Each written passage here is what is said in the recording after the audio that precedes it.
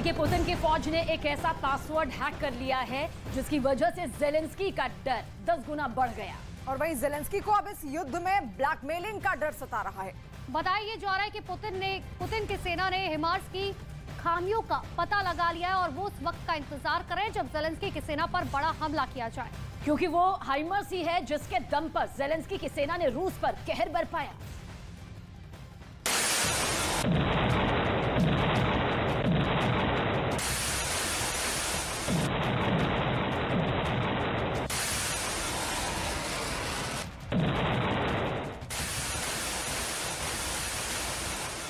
Zelensky ने HIMARS चलाया, एक के बाद एक कई रॉकेट आगे हाइमर्स की पूरी बैटरी खाली कर दी। और फिर देखिए,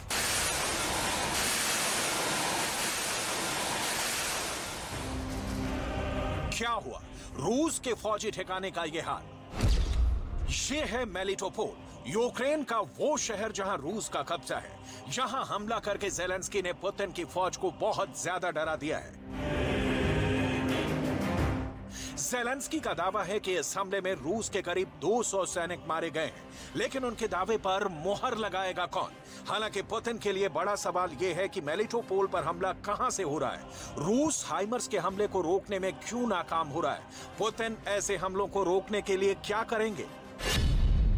मैप पर देखेंगे तो पाएंगे कि मेलिटोपोल से खेरसॉन की दूरी है 200 किलोमीटर और यहां से हमला करने के लिए ज़ेलेंस्की को चाहिए लॉन्ग रेंज रॉकेट, जबकि उनके पास 90 किलोमीटर रेंज वाले ही रॉकेट हैं।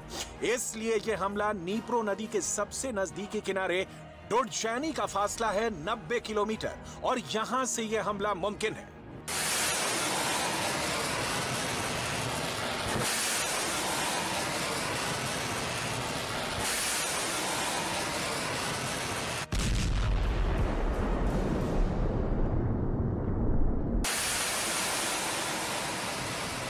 हाइमर्स के हमले ने रूस को बहुत परेशान किया है।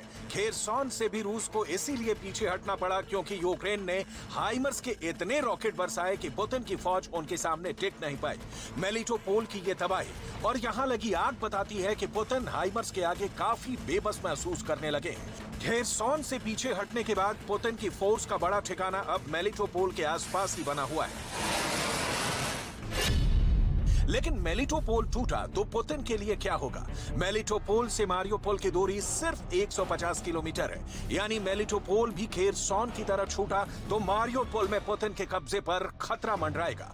मेलिटोपोल से क्राइमिया पेनिनसुला की दूरी सिर्फ 100 किलोमीटर है और पुतिन मेलिटोपोल भी हारे तो क्राइमिया को ज़ेलेंस्की घेर सकते हैं और ये पुतिन की बहुत बड़ी हार होगी जिसका सदमा वो नहीं झेल पाएंगे।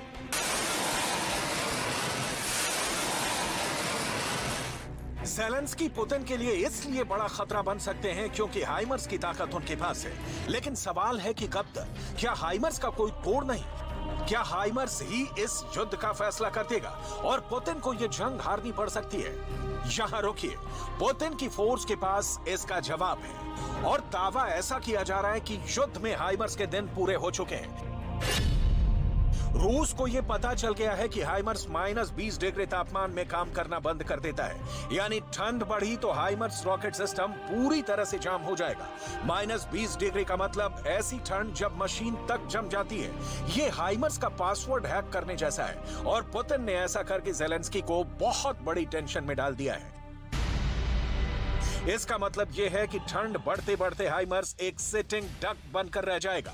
अंग्रेजी में यह टर्म ऐसे टारगेट के लिए इस्तेमाल किया जाता है जिसका शिकार बहुत आराम से किया जा सकता है। रिपोर्ट के मुताबिक अमेरिका ने यूक्रेन को अब तक हाइमर्स के 20 सिस्टम भेजे हैं और इसके हजारों रॉकेट भी नेटो के जरिए सप्लाई किए गए हैं। रूस की तरफ से ऐसा दावा किया जा रहा है कि हाइमर्स को रोकने के लिए उनके पास बहुत बड़ा हथियार आ गया है। यह हथियार कोई नया एयर डिफेंस सिस्टम नहीं बल्कि एक नया सॉफ्टवेयर है जिससे उन्होंने अपने एयर डिफेंस सिस्टम को अपग्रेड कर दिया है। यह सॉफ्टवेयर अब हाइमर्स के रॉकेट को रोकने में ज्यादा सटीक साबित हो रहा है। यह हाइमर्स की रॉकेट की ट्रेजेक्ट्री यानी उसके फ्लाइट पाथ को ज्यादा बेहतर तरीके से ट्रैक करके उसे रोक सकता है।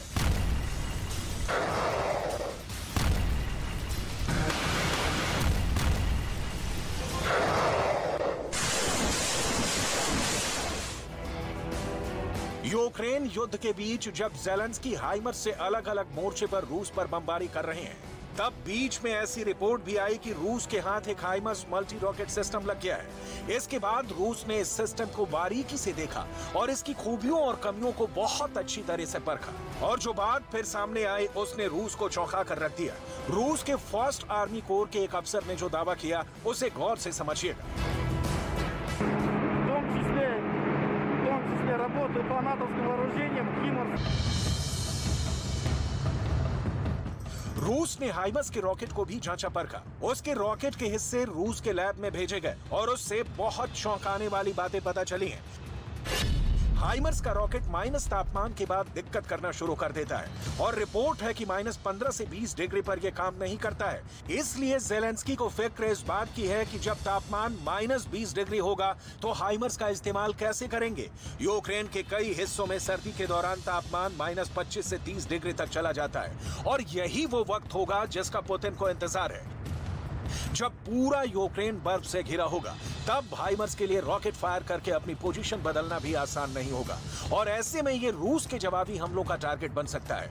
इसलिए हाइमर्स के लिए आने वाली कड़ाके की सर्दी में छुपना भी आसान नहीं होगा।